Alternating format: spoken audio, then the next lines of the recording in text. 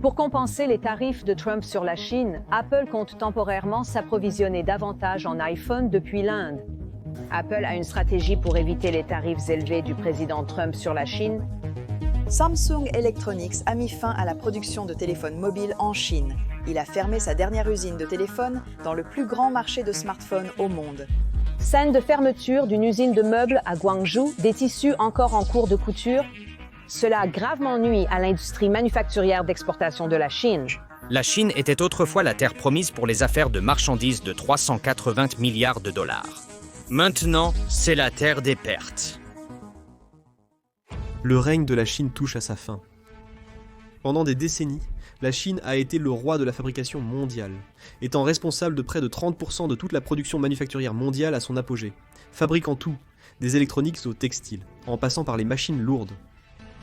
Mais maintenant, cet empire autrefois inébranlable s'effondre. Le secteur manufacturier qui a alimenté l'ascension fulgurante de la Chine est maintenant confronté à de graves problèmes qui menacent sa place dans le monde. Dans cette vidéo, nous explorerons la crise manufacturière sans précédent en Chine et son impact potentiel sur le commerce mondial. La raison principale de la crise manufacturière en Chine peut être simplement résumée en une phrase. Les entreprises ne veulent plus produire en Chine. La grande question est pourquoi ? Commençons par là et discutons pourquoi la Chine n'est plus un lieu aussi favorable qu'avant pour la fabrication de biens. Quelle raison possible pourrait être si mauvaise que même des entreprises comme Nike et Apple fuient la Chine à la recherche de nouveaux marchés ?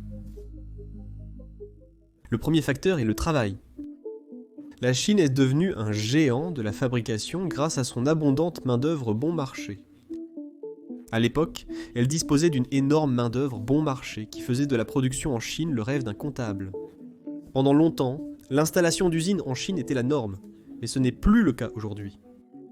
La hausse des coûts de main-d'œuvre en Chine est un facteur clé de la crise actuelle, rendant le pays moins attractif pour la fabrication. Comment en est-on arrivé là ? Au cours des 20 dernières années, la Chine a connu une croissance économique rapide, sortant des centaines de millions de personnes de la pauvreté et créant une classe moyenne florissante. Malgré cette réalisation remarquable, cela a aussi mené à une hausse importante des salaires. En 2005, le salaire mensuel moyen d'un ouvrier d'usine en Chine était d'environ $150 en 2025 seulement. 20 ans plus tard, ce chiffre a dépassé les $1200. Cette hausse spectaculaire a érodé l'un des plus grands avantages concurrentiels de la Chine, sa main-d'œuvre à faible coût. Pour mettre en perspective, au Vietnam, le $300. En Inde, il est encore $250. En raison de cela, et d'autres facteurs, des entreprises comme Apple ont commencé à délocaliser leur production vers des pays tels que l'Inde. Une démonstration simple est que 20% des iPhones, valant $22 milliards, sont désormais fabriqués en Inde, contre seulement 1% il y a environ 20 ans. Ces pays deviennent des alternatives intéressantes pour les entreprises voulant réduire leurs coûts. Nous en reparlerons bientôt. En Chine, la jeune génération se détourne des emplois en usine, préférant des opportunités dans la technologie, les services et d'autres industries offrant de meilleurs salaires et conditions. La jeunesse du pays rejette catégoriquement les emplois industriels traditionnels. Ne me croyez pas sur parole, écoutez plutôt ceci. Décalage entre les emplois de col blanc que les jeunes diplômés aimeraient faire et le besoin en travailleurs de col bleu.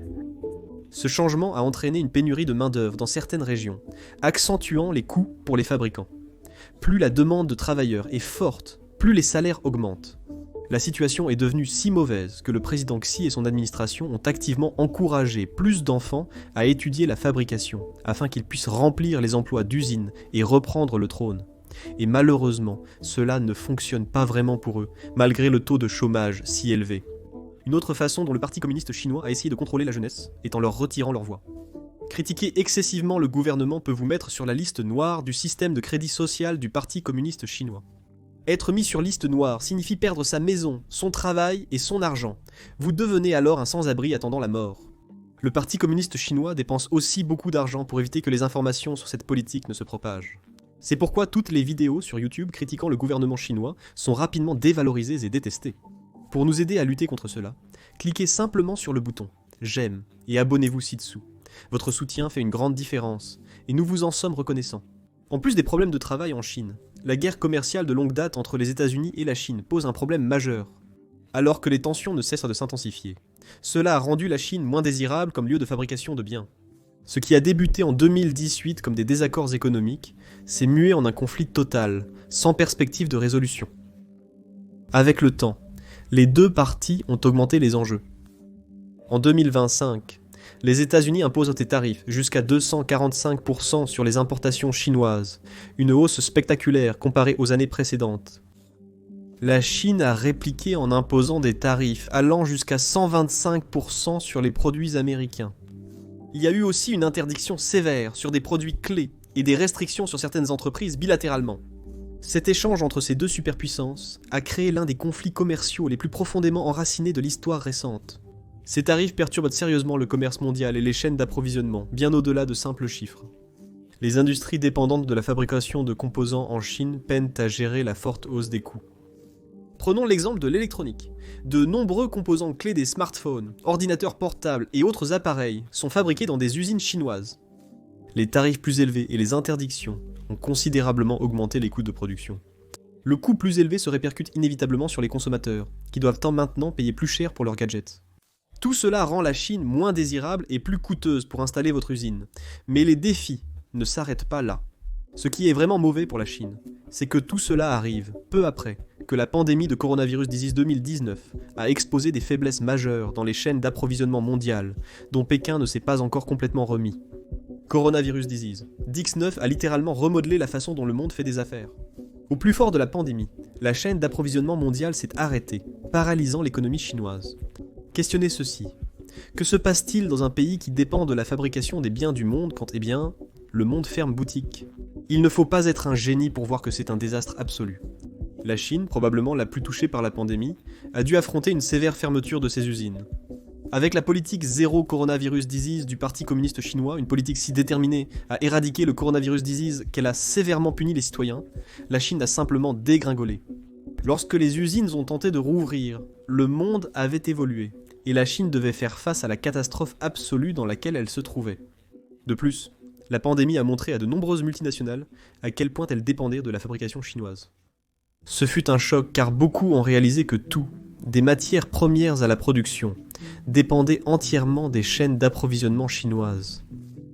Afin d'éviter d'être pris au dépourvu, comme lors de la pandémie de coronavirus disease, plusieurs multinationales ont entamé des recherches d'emplacements alternatifs. Vous avez raison de dire que même quelques années après la pandémie, la Chine ne s'est pas complètement remise. Le monde a changé, et avec lui, certaines des entreprises de la Chine. Les raisons mentionnées ont grandement contribué à aggraver la crise manufacturière en Chine. Malheureusement, dans un monde aussi interconnecté que le nôtre, de tels problèmes n'affectent pas seulement la Chine, ils ont un effet d'onde mondial. Donc, pour vraiment comprendre l'ampleur de cette crise de fabrication, nous devons examiner ses effets à long terme sur 3 domaines clés. Les entreprises mondiales, l'économie propre à la Chine, et vous, le consommateur. Les entreprises du monde entier ont longtemps compté sur la Chine pour ses capacités de production, son infrastructure efficace et ses coûts compétitifs afin de maintenir des chaînes d'approvisionnement performantes. Mais désormais, les choses ont changé.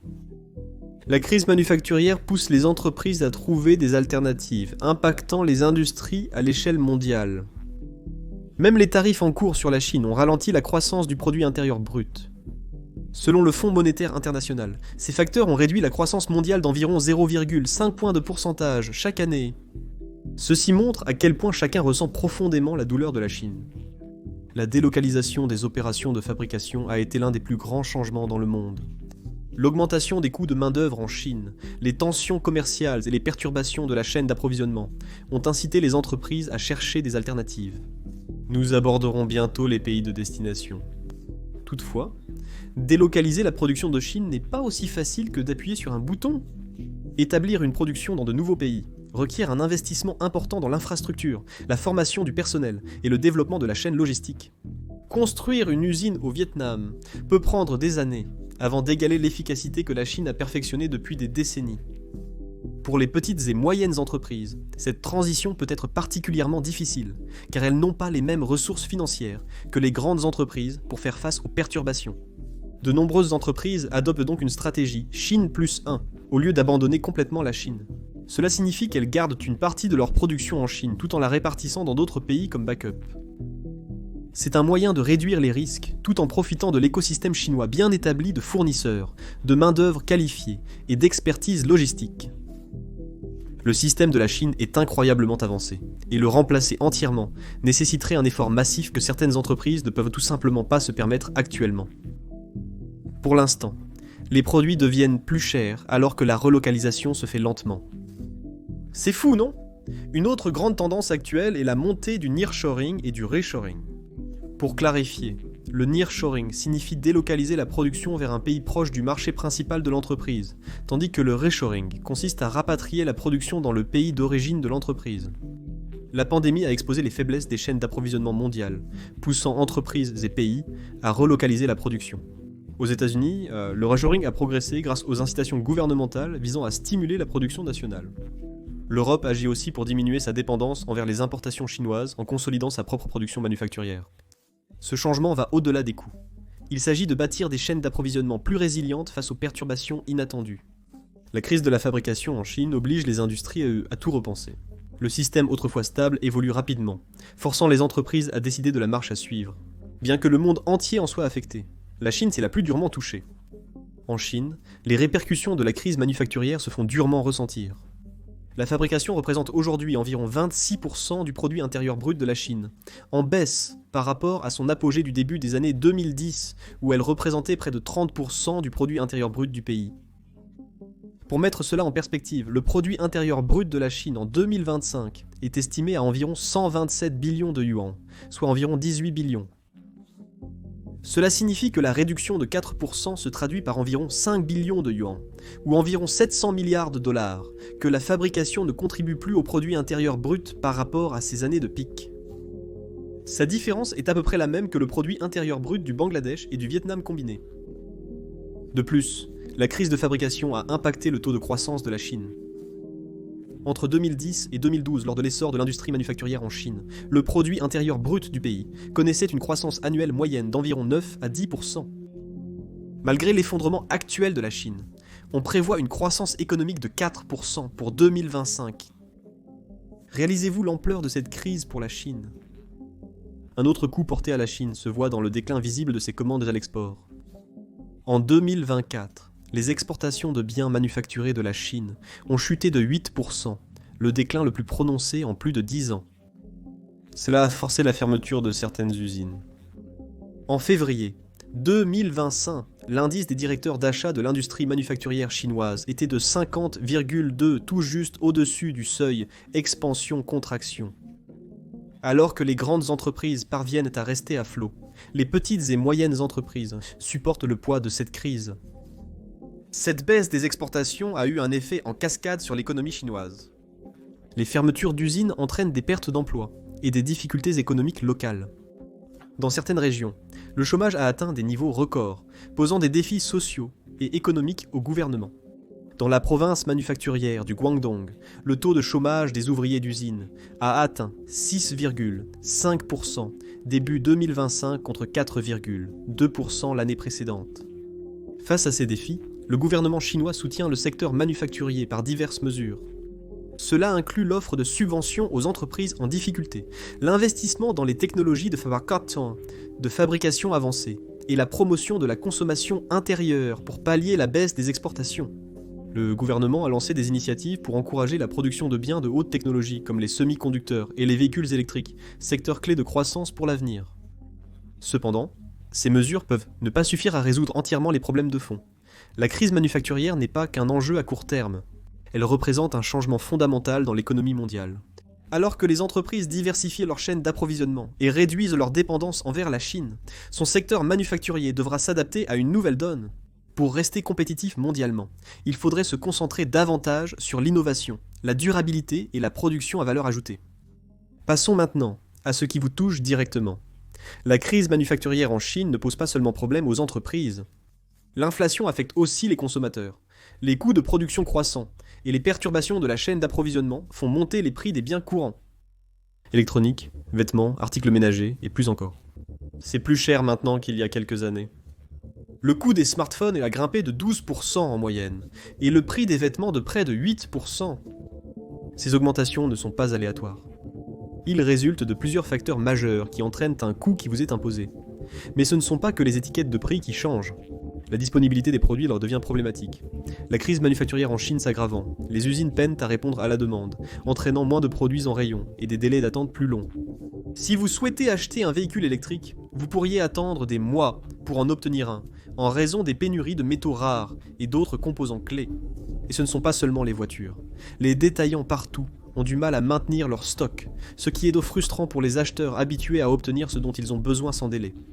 Cette crise impacte non seulement les biens matériels, mais aussi les expériences et les services. Un exemple est l'industrie du tourisme. Beaucoup d'articles qui soutiennent le voyage, comme les souvenirs, l'équipement de transport et même les fournitures pour les hôtels proviennent des fabricants chinois. Le ralentissement de la production affecte les entreprises du secteur du voyage, pas seulement les compagnies aériennes et les hôtels. Les parcs d'attractions et les croisières sont perturbés en raison de retards d'approvisionnement en fournitures essentielles. Vous voyez, tout est pris dans la crise de la Chine. Alors, comment les gens réagissent-ils ? Eh bien, alors que les prix grimpent et que la disponibilité devient moins fiable, les gens commencent à repenser leur façon de faire leurs achats. Les consommateurs privilégient de plus en plus les biens d'occasion et les entreprises locales plutôt que les importations. Certains optent même pour la réparation de leurs anciens appareils électroniques et électroménagers, au lieu d'en acheter des neufs. Ce changement de comportement pourrait impacter durablement l'économie, forçant les entreprises à s'adapter aux nouvelles habitudes de consommation et potentiellement transformer le fonctionnement du commerce mondial à l'avenir. Comme vous pouvez le constater, la crise manufacturière en Chine entraîne une liste croissante de problèmes pour le pays, les entreprises internationales et les consommateurs. Toutefois, l'impact des problèmes de production chinois dépasse largement les usines et les exportations. Elles s'étendent à la géopolitique, au pouvoir et à la richesse. Je dis simplement que la Chine risque de perdre beaucoup de pouvoir et d'influence à cause de cette crise de fabrication. Pour bien comprendre cela, plongeons dans la manière dont la Chine a utilisé la fabrication pour dominer le monde. Depuis l'essor de sa fabrication, la Chine a utilisé sa force économique pour étendre son influence au-delà de ses frontières. En Afrique, la Chine est devenue le principal partenaire de développement pour de nombreux pays, bâtissant des relations fortes qui ont rehaussé sa stature internationale. L'importance de la Chine pour l'Afrique s'explique par 4 raisons principales, dont l'accès aux ressources en premier lieu. La Chine, premier importateur mondial de pétrole devant les États-Unis, a besoin d'hydrocarbures pour son immense économie. Pour sécuriser son approvisionnement, la Chine a massivement investi dans des pays africains comme l'Angola, le Soudan et le Nigeria, s'assurant que ces pipelines restent bien alimentés. Ces investissements s'accompagnent d'accords très avantageux pour eux. Cela apporte de la valeur aux pays hôtes, mais garantit que la Chine est la première part du gâteau. L'argent pour cet investissement vient surtout de l'industrie manufacturière. La fabrication en Chine est devenue tant plus coûteuse ces dernières années, car les coûts de main-d'œuvre ont augmenté. Mais la demande croissante de l'Afrique donne à la Chine une possibilité de maintenir ses exportations. Ce changement s'inscrit dans une stratégie de transition des industries à forte main-d'œuvre vers les secteurs à haute valeur ajoutée. Il y a aussi l'aspect politique. La Chine apprécie le soutien africain sur la scène internationale. De nombreux gouvernements africains soutiennent la politique d'une seule Chine de Pékin, en échange d'aide et d'investissement. La politique d'une seule Chine reconnaît diplomatiquement qu'il n'existe qu'un seul gouvernement chinois selon la position de la Chine. Selon cette politique, le monde reconnaît la Chine plutôt que Taïwan, considérée par la Chine comme une province sécessionniste devant être réunifiée avec le continent. Ce soutien renforce la position internationale de la Chine, lui conférant un avantage dans les négociations mondiales. Et savez-vous ce qui donne à la Chine les fonds pour faire de tels investissements et avoir de l'influence ? La Chine joue un rôle stabilisateur dans les régions où elle a des intérêts économiques, mais pas uniquement par bienveillance. Sa fabrication y contribue également. Il s'agit de protéger ses investissements tout en permettant au gouvernement africain de bénéficier du partenariat. Contrairement à l'Occident qui lie souvent son aide à des conditions politiques, l'approche chinoise est purement économique. Elle évite de faire la leçon aux gouvernements africains sur la gouvernance et se concentre sur la conclusion des affaires. La Chine devient un partenaire attrayant pour les pays se sentant aliénés par l'Occident. La plupart des nations occidentales aiment sermonner et microgérer les finances qu'elles octroient. Mais pas avec la Chine. Signer sur le DIC suffit pour conclure l'affaire avec Pékin. Évidemment, ce modèle a ses opposants. Certains affirment que cela encourage la corruption, et il est indéniable qu'une partie de l'aide est détournée. Néanmoins, les investissements chinois ont métamorphosé de multiples pays africains. Comme vous pouvez le constater, la fabrication a conféré à la Chine une portée mondiale. Cela permet au pays de former des alliances et de construire une influence inégalée par la plupart des autres nations. Des économies majeures, comme le Nigeria, le Kenya et l'Afrique du Sud, ont beaucoup emprunté à la Chine, s'alignant sur son agenda mondial. En 2025, les pays africains doivent collectivement à la Chine environ 150 milliards de dollars. Cette dette s'est accumulée pendant des décennies, principalement via des prêts pour des projets d'infrastructures comme les routes, les chemins de fer, les centrales électriques et les ports. Ce levier économique a été un outil puissant pour la Chine afin de promouvoir ses intérêts, tout en minimisant la résistance. Mais tout dans cette montée au pouvoir n'a pas été positif. La dépendance croissante de nombreux pays envers la fabrication chinoise a accru l'influence de la Chine. Et certains soutiennent qu'elle n'a pas toujours utilisé cette influence de manière responsable. Sous la présidence de Xi Jinping, la Chine a adopté une position plus assertive et parfois agressive sur la scène mondiale. Ses revendications territoriales sur Taïwan et les litiges dans la mer de Chine méridionale ont suscité des alarmes, surtout avec sa modernisation militaire en cours. Beaucoup craignent que la Chine puisse utiliser son économie et sa force militaire pour imposer son contrôle sur Taïwan, tout comme la Russie l'a fait avec l'Ukraine. Le rôle de la Chine au sein des Brésil, Russie, Inde, Chine, Afrique du Sud qui regroupe le Brésil, la Russie, l'Inde, la Chine et l'Afrique du Sud renforce son influence mondiale. La Chine, pilier économique des Brésil, Russie, Inde, Chine, Afrique du Sud, aide le groupe à remettre en question la domination traditionnelle des institutions occidentales. Il reste incertain si ce changement apportera stabilité ou bouleversement, mais cela montre comment la Chine façonne l'avenir de la politique et de l'économie mondiale. Son ascension n'aurait pas été possible sans le soutien du secteur manufacturier. Cependant, comme discuté, l'industrie manufacturière chinoise n'est plus aussi dominante qu'avant. Avec l'effondrement de l'industrie manufacturière en crise, la Chine risque de perdre sa position mondiale. Son influence et son pouvoir reposaient sur la puissance manufacturière. Sans elle, tout s'écroule. Xi Jinping, très inquiet, tente de démêler le gâchis dans lequel Pékin se trouve. La suite est cruciale. Pas seulement pour la Chine, mais pour l'économie mondiale. Que la Chine puisse s'adapter à ces défis et maintenir son statut de superpuissance, ou que sa domination commence à glisser reste à voir. Mais une chose est claire, les enjeux sont incroyablement élevés, et le monde regarde de près. Alors, maintenant que nous avons établi que la Chine perd des affaires, regardons qui leur prend ces affaires. Alors que la crise s'aggrave à Pékin, des pays comme le Vietnam, l'Inde et le Mexique se révèlent être de meilleures options pour la fabrication à bien des égards. Le Vietnam est devenu un aimant pour les investissements étrangers, notamment dans l'électronique et le textile. Au 31 mars 2025, l'investissement étranger total enregistré dans le pays a atteint 10 milliards 98 dollars, marquant une augmentation de 34,7% par rapport à la même période en 31 mars 2025. Le Vietnam est tout simplement devenu l'une des options les plus attrayantes pour les fabricants mondiaux, et il ne manque pas de grands noms qui ont déjà beaucoup investi dans le pays. Les entreprises sont attirées par le Vietnam pour ses faibles coûts de main-d'œuvre, son infrastructure en amélioration et sa réputation croissante comme centre de fabrication fiable. Pour les entreprises cherchant une alternative à la Chine, le Vietnam coche actuellement toutes les cases. Prenez l'exemple de Lego. La société de jouets danoise a construit une usine de 1,3 milliard dans la province de Binh Duong au Vietnam. Ce n'est pas une simple usine, ce sera leur première installation neutre en carbone au niveau mondial, entièrement alimentée par des énergies renouvelables d'ici 2020 City. L'usine crée des milliers d'emplois et consolide la place du Vietnam en tant qu'acteur clé dans le monde de la fabrication. Cet investissement confirme que le Vietnam n'est pas une solution provisoire, mais un partenaire clé à long terme dans la production mondiale. Les géants technologiques tels que Samsung, Intel et LG ont massivement investi au Vietnam. Samsung, en particulier, a fait du pays l'une de ses principales bases de production pour tout, des smartphones aux appareils électroménagers. Intel a investi massivement dans son usine d'assemblage et de test de puces à Ho Chi Minh Ville, au Vietnam. LG s'est concentré sur la production d'électronique et de produits ménagers dans le pays. Ces entreprises ont contribué à améliorer la réputation du Vietnam en tant que pôle fiable pour la fabrication technologique. L'industrie de l'habillement est un autre domaine où le Vietnam prospère. Nike, Adidas et H&M dépendent depuis longtemps du Vietnam pour la production de vêtements et de chaussures. Grâce à des coûts de main-d'œuvre bien plus bas qu'en Chine, le Vietnam est devenu une destination prisée des marques, voulant optimiser leur efficacité sans sacrifier la qualité. Le Vietnam attire de gros investissements, non seulement dans la technologie et les textiles, mais aussi dans le secteur du meuble. Des entreprises comme IKEA et Ashley Furniture y ont installé leur production pour répondre à la demande mondiale en hausse. Les industries de haute technologie décollent également au Vietnam.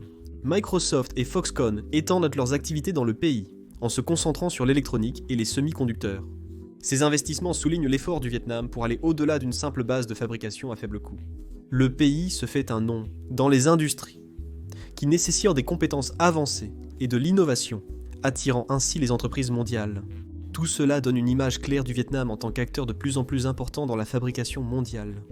Il ne s'agit pas seulement d'être moins cher que la Chine, mais d'être plus intelligent, flexible et mieux équipé pour l'avenir.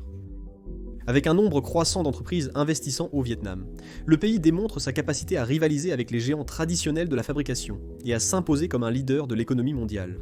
L'Inde se positionne comme une étoile montante dans la fabrication mondiale, de plus en plus d'entreprises délaissant la Chine pour s'y installer. L'Inde s'est révélée un concurrent solide, alliant main-d'œuvre massive, salaires compétitifs et politique gouvernementale, accueillant activement les investissements étrangers. Apple, un géant de la technologie, renforce régulièrement sa présence manufacturière en Inde ces dernières années. La production d'iPhone a débuté dans une usine Foxconn à Tamil Nadu, mais ne s'est pas limitée à cela. En 2025, Apple a augmenté sa production en Inde pour y inclure les iPhones les plus récents. Foxconn, le principal fournisseur d'Apple, investit des milliards dans une nouvelle installation au Karnataka, en plus de développer ses usines existantes. Ces changements reflètent l'engagement durable d'Apple envers l'Inde comme hub de production, en raison des coûts de main-d'œuvre nettement inférieurs comparés à la Chine et des incitations financières offertes par le gouvernement indien. Samsung, un géant de l'électronique grand public, intensifie également ses efforts en Inde. Elle gère une des plus grandes usines de production de téléphones mobiles au monde à Noida, Uttar Pradesh, fabriquant des millions d'appareils par an pour les marchés nationaux et internationaux. Ce n'est pas seulement opportuniste, c'est un changement stratégique alors que Samsung cherche à exploiter la main-d'œuvre qualifiée de l'Inde et à étendre son empreinte sur un marché en croissance rapide. Dell et HP ont également déplacé une partie de leur production en Inde, profitant de ces coûts de main-d'œuvre plus bas et de ces réglementations simplifiées. Ces entreprises technologiques géantes diversifient leur chaîne d'approvisionnement pour réduire leur dépendance à la Chine, suivant une tendance plus large. L'accent de l'Inde sur la fabrication de haute technologie, comme les semi-conducteurs et les véhicules électriques, l'aide à se spécialiser sur le marché mondial. Grâce à des incitations gouvernementales telles que le scheme d'incentive lié à la production, l'Inde attire des investissements dans ses industries d'avenir. Même des entreprises chinoises comme Haier ont saisi les opportunités en Inde. Haier a établi des installations de production en Inde pour les marchés domestiques et d'exportation, montrant l'attrait du pays au-delà des industries et des frontières. Cette tendance montre que l'Inde devient un véritable centre mondial de fabrication, attirant les entreprises du monde entier. Ce qui distingue l'Inde, ce n'est pas seulement l'avantage du coût, bien que ce soit certainement un facteur. Les coûts de main-d'œuvre en Inde demeurent nettement plus bas qu'en Chine, offrant une option intéressante aux entreprises voulant réduire les dépenses sans compromettre la qualité. Mais au-delà de cela, l'Inde offre quelque chose de plus, l'échelle et le soutien. Sa main-d'œuvre est énorme et de plus en plus qualifiée, et les politiques pro-entreprises du gouvernement, comme les allègements fiscaux, les investissements en infrastructures et la simplification des réglementations, créent un environnement où les entreprises peuvent prospérer. Le Mexique émerge comme un concurrent majeur dans la fabrication mondiale, aux côtés du Vietnam et de l'Inde. Il attire les entreprises loin de la Chine, et s'établit comme un centre fiable pour la production. Il y a quelques facteurs qui rendent le Mexique un endroit attrayant pour la fabrication. Entrons dans le vif du sujet. Commençons par l'emplacement. La proximité du Mexique avec les États-Unis lui confère un avantage logistique inégalable par la Chine. L'expédition de marchandises du Mexique vers les États-Unis est plus rapide et moins coûteuse, offrant plus de flexibilité aux entreprises grâce à des délais de livraison réduits. C'est crucial pour des secteurs comme l'automobile et l'électronique, où le timing est essentiel. L'infrastructure logistique du Mexique, déjà solide, continue de s'améliorer avec d'importantes autoroutes, réseaux ferroviaires et ports facilitant le déplacement rapide et efficace des marchandises par les entreprises. Les États-Unis étant un marché gigantesque, la proximité avec celui-ci est excellente. Les bas coûts de main-d'œuvre au Mexique incitent aussi les entreprises à s'y délocaliser. Les travailleurs au Mexique gagnent environ 4,90 de l'heure, comparé à 6,50 en Chine. La différence peut sembler minime au départ, mais lors d'une production à grande échelle, ces économies s'additionnent vite. Les coûts de main-d'œuvre manufacturiers en Chine sont 44% plus élevés qu'au Mexique. Étonnant, non ? De plus, le Mexique offre non seulement des coûts avantageux, mais aussi une main-d'œuvre hautement qualifiée et spécialisée, notamment dans l'automobile, l'aérospatiale et les dispositifs médicaux. Le Mexique a beaucoup investi dans la formation et l'éducation, s'assurant que les travailleurs peuvent gérer des processus de fabrication avancés et fournir des résultats de haute qualité. L'un des principaux atouts du Mexique réside dans les accords de libre-échange, notamment l'accord États-Unis-Mexique-Canada. Les produits non mexicains conformes à l'accord peuvent être exportés vers les États-Unis et le Canada sans lourds tarifs douaniers. C'est un avantage considérable pour les entreprises ciblant l'Amérique du Nord, surtout comparé aux tarifs exorbitants actuels sur les importations chinoises. Les liens commerciaux du Mexique le rendent moins coûteux et plus judicieux pour les entreprises d'y faire des affaires. De grandes entreprises se sont déjà installées au Mexique. Tesla annonce son projet de construction d'une nouvelle usine à Monterrey, dédiée aux véhicules électriques. C'est une avancée majeure, prouvant que le Mexique est non seulement un centre de fabrication traditionnel, mais aussi d'industrie de pointe. General Motors et Ford, géants de l'automobile, misent depuis longtemps sur le Mexique pour produire des voitures. Ils intensifient leurs investissements, notamment avec la demande croissante de véhicules électriques. Ces mouvements montrent que le Mexique a ce qu'il faut pour gérer la fabrication avancée à grande échelle. L'électronique est un autre domaine, où le Mexique prospère. Des entreprises comme Flex et Jabil ont établi d'importantes opérations dans le pays, fabriquant de l'électronique grand public, des dispositifs médicaux, etc.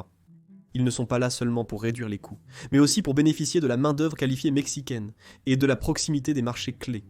Le Mexique progresse dans les industries traditionnelles et nouvelles, comme l'énergie renouvelable et la production durable. Cela aide les entreprises à réduire leur empreinte carbone et leurs coûts énergétiques. Cela renforce son attrait en tant que centre de fabrication moderne. Dans cette nouvelle ère où la Chine perd du terrain, de plus en plus d'entreprises choisissent le Mexique pour la production, redéfinissant ainsi ce que signifie être une puissance manufacturière. Il ne s'agit pas seulement de combler les lacunes laissées par la Chine, mais de construire un système offrant une nouveauté absolue. L'influence croissante du Mexique sur le paysage mondial de la fabrication est indéniable, et alors que les entreprises continuent de s'y installer, il est clair que l'élan ne ralentira pas de sitôt. La Thaïlande est devenue une surprise majeure dans l'évolution de la fabrication mondiale, émergeant comme un gagnant face aux défis de la Chine dans ce domaine. Bien que cela puisse sembler inattendu à première vue, un examen plus attentif montre que le succès de la Thaïlande à attirer la production était inévitable. En tant que deuxième économie d'Asie du Sud-Est, le pays a progressé dans la fabrication, développant une expertise dans les pièces automobiles, les véhicules et l'électronique. Il attire désormais l'attention des grands acteurs mondiaux qui choisissent la Thaïlande comme future base de production. De grandes entreprises mondialement connues ont déjà franchi le pas. En 2019, Sony a fermé son usine de smartphones à Pékin pour réduire les coûts et a transféré la production en Thaïlande. En 2019, Sharp a également délocalisé une partie de sa production d'imprimantes en Thaïlande pour éviter les répercussions de la guerre commerciale sino-américaine. Ces décisions prouvent la compétitivité grandissante de la Thaïlande comme pôle de production, offrant aux entreprises des coûts avantageux et des infrastructures optimisées. Non seulement les entreprises mondiales, mais aussi les entreprises chinoises, participent à l'exode, déplaçant leurs opérations en Thaïlande pour profiter de sa production rentable et éviter les tensions géopolitiques autour de la Chine. Jinko Solar, de Shanghai, un grand fabricant de panneaux solaires, illustre cette tendance en installant des unités de production en Thaïlande pour bénéficier de ces avantages. Malgré les défis comme la pandémie de coronavirus disease 2019, l'investissement direct étranger en Thaïlande a continué de croître. Entre 2020 et 2021, l'investissement direct étranger en Thaïlande a triplé, renforçant sa position comme destination privilégiée pour les entreprises restructurant leur chaîne d'approvisionnement. L'augmentation des investissements en Thaïlande stimule le développement du pays, qui investit maintenant activement dans des industries de pointe telles que l'intelligence artificielle et les semi-conducteurs. Alors que les chaînes d'approvisionnement mondiales continuent d'évoluer, la Thaïlande est prête à saisir toutes les opportunités pour assurer sa place dans l'avenir de la fabrication. Le Bangladesh est un autre acteur remarquable qui bénéficie des changements de la chaîne d'approvisionnement, et son avantage concurrentiel ne cesse de croître. Tandis que la Thaïlande se concentre sur les industries de haute technologie diversifiées, le Bangladesh a trouvé sa niche dans la confection vestimentaire et l'a exploitée avec un succès remarquable. L'industrie du vêtement est l'épine dorsale de l'économie bangladaise, représentant environ 80% des exportations du pays et totalisant plus de 47 milliards annuellement à partir de 2025. De manière remarquable, le Bangladesh est désormais le deuxième exportateur mondial de vêtements, juste derrière la Chine, une réalisation significative étant donné la différence de taille et de ressources entre les deux pays. L'une des plus grandes forces du Bangladesh réside dans ses coûts de main-d'œuvre, qui sont beaucoup plus bas que ceux de la Chine. Cette disparité rend le Bangladesh attractif pour les entreprises voulant réduire leurs coûts de production. Mais il n'y a pas que le facteur financier.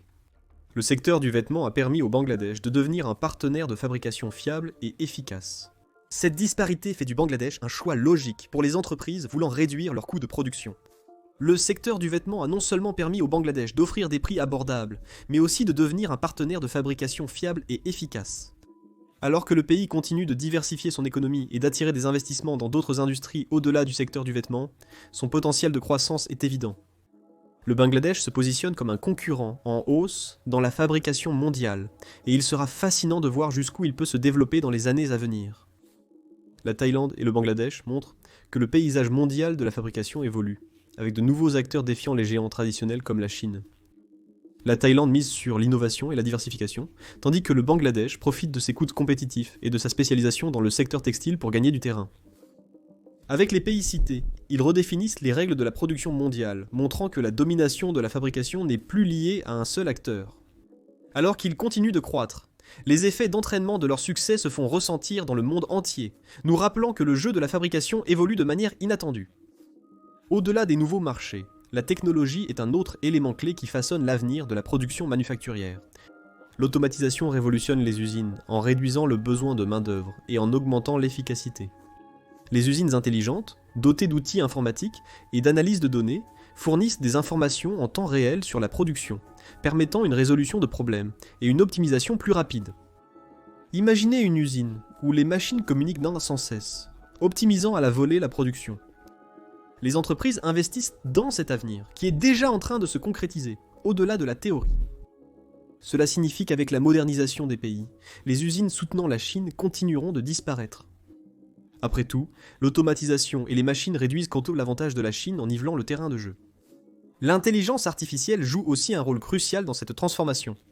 L'intelligence artificielle est utilisée pour l'analyse prédictive, permettant aux entreprises d'anticiper la demande, d'optimiser les stocks et les opérations. L'intelligence artificielle peut analyser les données des capteurs d'une usine pour identifier les problèmes potentiels avant qu'ils ne perturbent la production. Ces avancées rendent la fabrication plus rapide, plus intelligente et plus fiable. Malgré tout, la Chine, face à ces défis, ne reste pas inactive. L'initiative Made in China 2025 est un projet ambitieux visant à transformer l'industrie manufacturière du pays en mettant l'accent sur les secteurs de haute technologie. De la robotique à l'aérospatiale, en passant par les nouveaux véhicules énergétiques, la Chine veut devenir leader dans les secteurs de fabrication avancés qui définiront la prochaine ère de production. Cette stratégie ambitieuse reflète la volonté de la Chine de rester un acteur clé de l'économie mondiale, malgré la hausse des coûts de main-d'œuvre et l'intensification des pressions géopolitiques. Cependant, il faut prendre en compte les défis environnementaux. L'industrialisation rapide de la Chine a eu un coût significatif pour la planète, avec des usines qui polluent l'air et l'eau et des émissions de carbone élevées. Les inquiétudes écologiques poussent à des réglementations plus sévères et des exigences de conformité, compliquant davantage le secteur manufacturier déjà sous pression. Les usines font face à des normes d'émissions plus strictes, pouvant accroître les coûts et ralentir la production. Alors que le monde s'adapte, les implications pour le commerce mondial s'éclaircissent. Les entreprises ne privilégient plus le coût avant tout. La résilience, l'adaptabilité et la durabilité sont désormais les facteurs moteurs des stratégies de chaîne d'approvisionnement. Nous assistons à l'émergence d'un réseau de fabrication plus décentralisé et diversifié, avec plusieurs centres importants à travers le monde. Le Vietnam, l'Inde et le Mexique s'imposent comme des acteurs clés, contribuant chacun de façon unique à l'économie mondiale.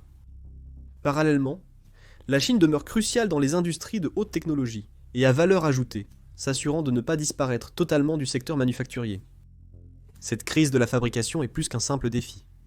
C'est une opportunité pour les entreprises d'innover, les gouvernements de collaborer, et le monde de bâtir une économie mondiale plus équilibrée et pérenne.